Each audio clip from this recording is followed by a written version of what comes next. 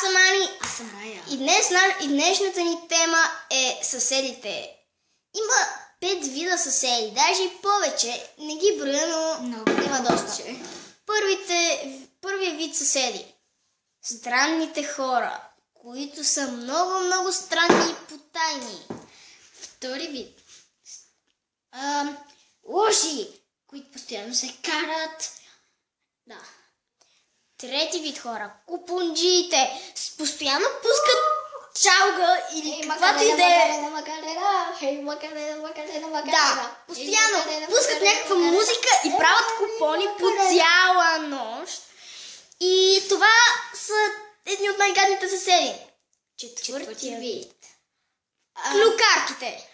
Или клюкарите. Клю-клю, черна станция. Каквото чуят отдолу или отгоре, трябва да го споделят с тяхните съседи, другите клюкари. Пети съвет. Пети хора, обърках се. Пети, скучни и бавни. Скучните хора, мрачните, те са едни от най-отвратителните. Да. Да.